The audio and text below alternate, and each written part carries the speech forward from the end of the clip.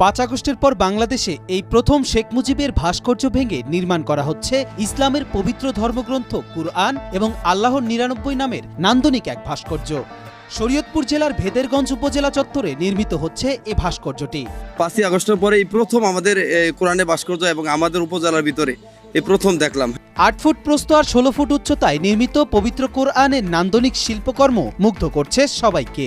তো দেখা যায় আমাদের বাংলাদেশের সব জায়গায় মুক্তির একটা প্রচলন হয়ে গেছিল, মানে একপাক্ষিক। 5 আগস্টের পরে এটা ভাঙা হয়েছে আর কি। ভাঙার পরে এটা কোরআনের ভাস্কর্য বানানো হয়েছে, প্লাস আপনার আল্লাহ তাআলার 99 নাম এটাও দেওয়া হয়েছে।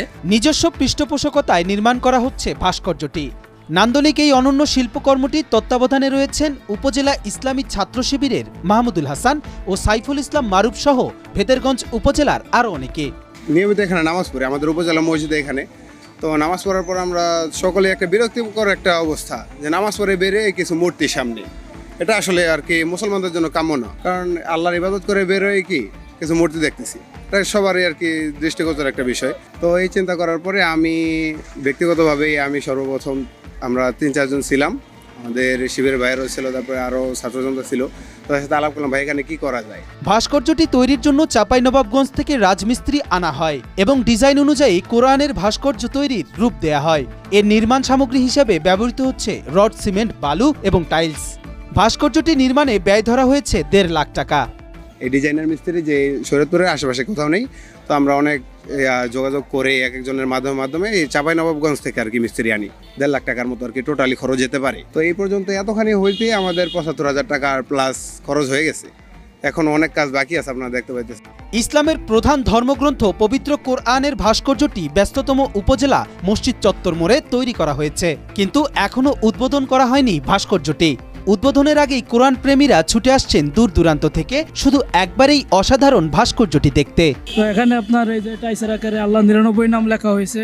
পরে এখানে আপনার আরো কাজ বাকি আছে, উপরে যেই স্টাইল আকারে লেখা হবে। কাজটা সম্পূর্ণ হলে আমাদের দেখতে সবার কাছে এটা ভালো লাগবে। এখানে যে যা দেখে তার থেকে অনেক গুণ এটা সুন্দর লাগবে।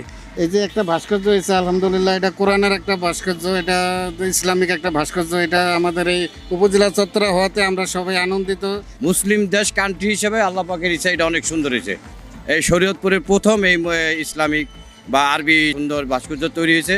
আমরা সবাই খুশি, ইনশাআল্লাহ আনন্দিত, আলহামদুলিল্লাহ। মসজিদ থেকে আপনার নামাজ পড়ে বাইরে এই দেখতো ভাস্কর্য, মানে মুক্তি দেখতো। এটা তো আমাদের মুসলিম কান্ট্রির জন্য ভালো কিছু না, ঠিক আছে।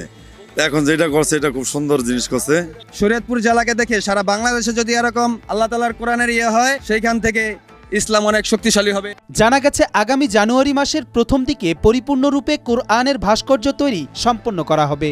এরপর ভেদেরগঞ্জ উপজেলার কোরআন প্রেমিকদের সাথে নিয়ে ভাস্কর্যটির উদ্বোধন করা হবে। কিন্তু উদ্বোধনের অনেক আগে থেকেই এই ভাস্কর্যটি দেখার জন্য বিভিন্ন জেলা থেকে বহু পর্যটক এসে ভিড় জমাচ্ছেন।